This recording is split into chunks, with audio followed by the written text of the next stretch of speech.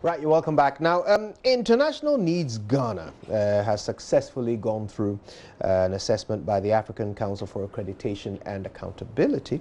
And of course, that's a Pan-African independent Christian accreditation body. Now, INGH is the first organization to be accredited by AfCCA here in Ghana.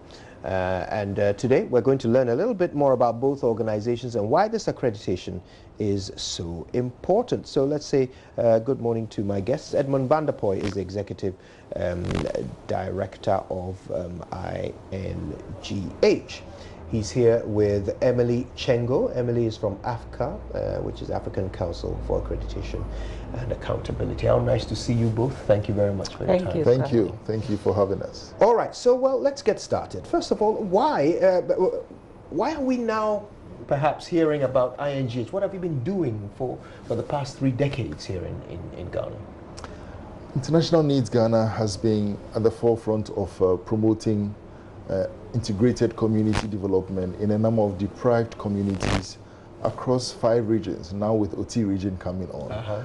5 regions across Ghana with presence in 3 of the 5 regions.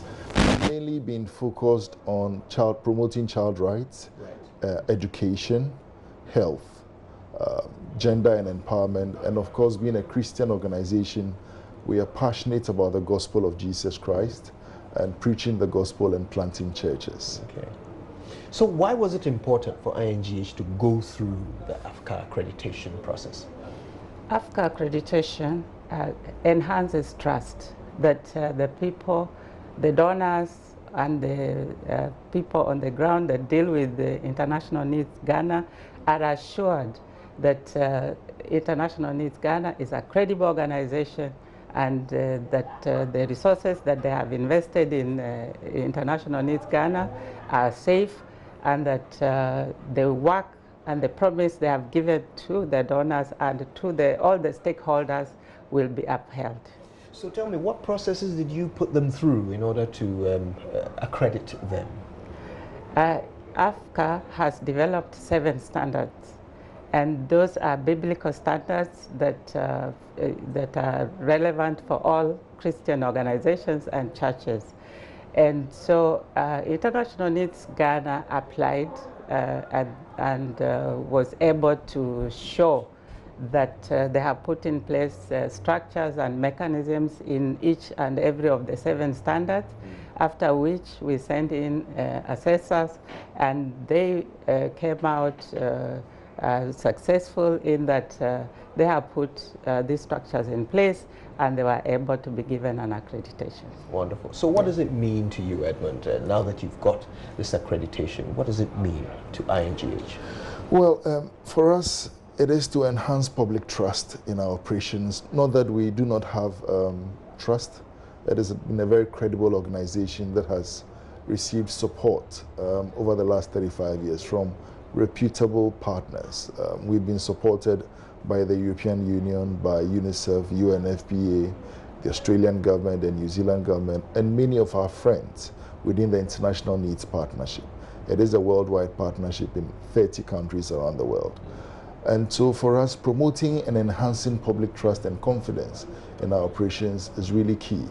You know, there is talk about Ghana going beyond aid. Yep. As a country and as an organization, we have largely depended on grants and donations from friends outside of the country. If we are to do that within our country, we need to be able to stand very tall as one of the most recognized and respected, credible organizations that you can invest in and know that you have value for money and the resources that are invested will be very well used for the purpose intended. Now, tell us, why should other organizations consider getting accreditation from AfCCA, and how do they go about it? AfCCA was set up because there was a need for African churches and organizations to be credible, because a lot of funding has come to Africa. The partners feel that we do not have structures in place, and for the churches as well, there are those rogue churches that have misused funds, and there's the blanket condemnation across all the churches. So it is important that we highlight the organizations that are doing the right thing, that are credible, and just to build the positive image that it's not all organizations that are on the wrong path, but we do have credible organizations that have submitted themselves to the accreditation process and they are doing the right thing. And also for the churches as well, that we do have many churches that are doing the right thing. I know that media, you like to pick those that maybe are doing one or two things that are not right, but I think those that will come out and say, we have submitted to the 7 standards, we are credible, we are transparent, we highlight that, and we have formed international networks so that it's just not in Africa, but all over the world.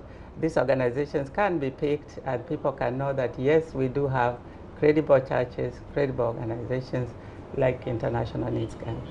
Wonderful. Well, I'll give you the chance to wrap up for us, Edmund. Now that you have the accreditation, how is it going to shape the way you do things going forward? What will change? Will there be more accountability?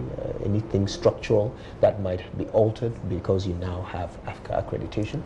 Well, Kuju, for us, over the last 35 years, we've held ourselves to very high standards of integrity and accountability. That will continue because we have subscribed to the 7 standards of AfCCA and would continue to do our work and carry out our operations with the utmost integrity that should be of a Christian organization. And going forward, we believe that others will be so challenged and encouraged to come alongside us. The standards, if you look at them, don't only apply to Christian organizations, but I think they cut across every organization and company that would like to carry out work and show that it's really ethical and has integrity in its operation. So going forward, we are really excited and happy. Well, congratulations to you. Thank you very much for making the time to be with us this morning. Edmund and Emily from INGH and AfCCA. We appreciate you. Thank you. Right. Now, in 50 days, the AFCON 2019 will start, and the tournament, of course, will kick off on June 21st and continue until the 19th of July. Joy Sports has extensive coverage for you. So today, all of that is about to be unveiled right here. Watch out for the sports team and Mamabi as they walk you through it all after these.